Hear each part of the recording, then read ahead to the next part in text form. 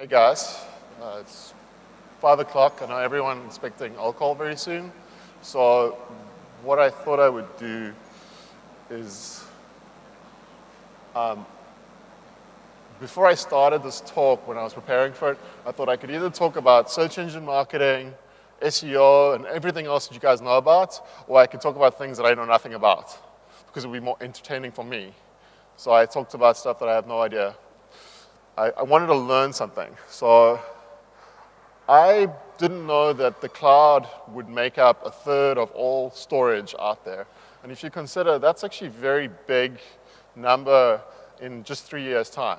And that results in nearly $250 billion in revenue by the end of this decade. And if we're on a path to build something really big, you want to be on a path where people are making a lot of money. So there's a lot of storage cache, a lot of revenue in storage, and that's really driven by software as a service business. See, software as a service is the market that's really growing, and that's something that Drop My Site does. There are business as a service, there's a bunch of processing as a service, but SaaS really stands out. And the thing that you have to consider is SaaS, when you look at Google Apps or these kind of technologies, they provide a much higher return on investment than traditional applications. And this is a natural trend in the market that people can take advantage of. The dominance of the rest of the world in comparison to just the American market over the last decade. And if you look at it, the American market is where most of the technology is being developed, but the rest of the world is where most of the users are actually coming from. And in Asia Pacific, that's nearly 41% of the market right now, and it's really growing. In Asia, the market is dominated by mobile, so tablets, mobile phones, and it's an obvious thing you have to go and basically, if you're doing software as a service, you have to be marketing to these people. So it's basically mobile that you'll be marketing to. If you're looking at the countries that you want to be marketing at, the big countries here are China, obviously, but then the countries that are growing the fastest are India and Southeast Asia. In this process, something that we've had to deal with is payments.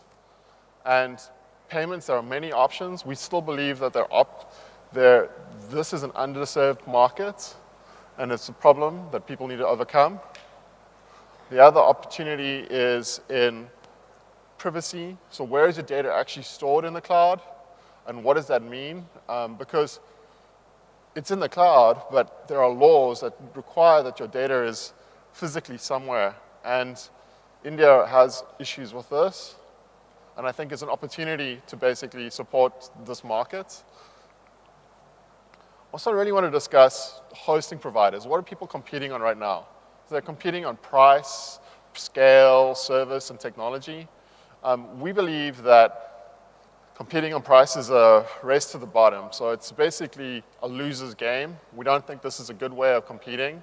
And we would rather see people competing on branding, services, and their offerings, as well as the relationships, the languages that they support, and the distribution partnerships they come up with.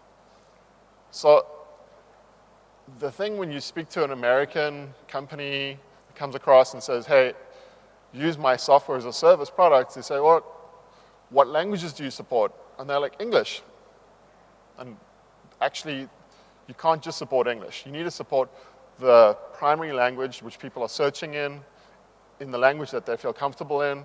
And basically, if you look at it, this is a hodgepodge of different languages in Asia, which becomes another opportunity. And if you're a hosting provider, you need to basically consider, hey, here's a big opportunity.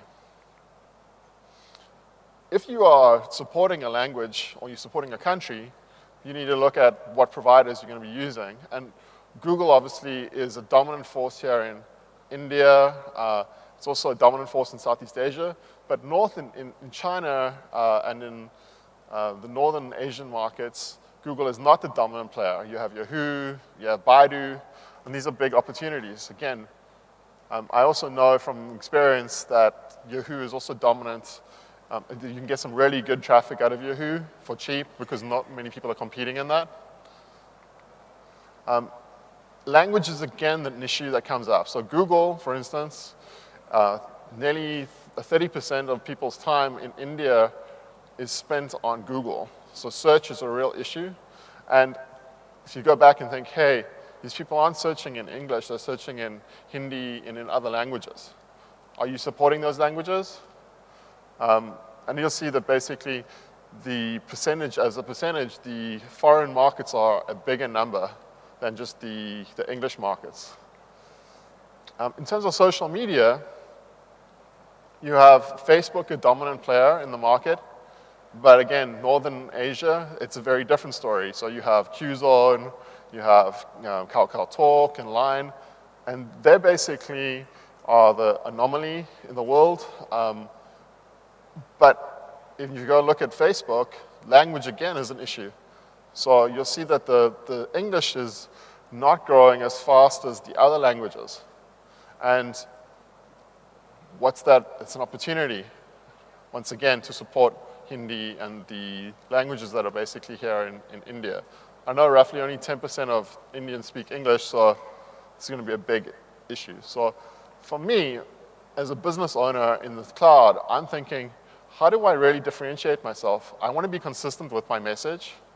I want to be consistent with my marketing, the public relations I do, the website, any banners I put out there, the emails I send, blogs, and the customer service that I do. And so for us, as a good example, we are doing this in Japanese, and we have a full customer service support in Japanese because of the lack of ability of a Japanese person to speak English. Another thing that people often get wrong is they don't understand, hey, there's local customs, how do you greet people, how do you socialize, listening. Americans don't do that very well in general.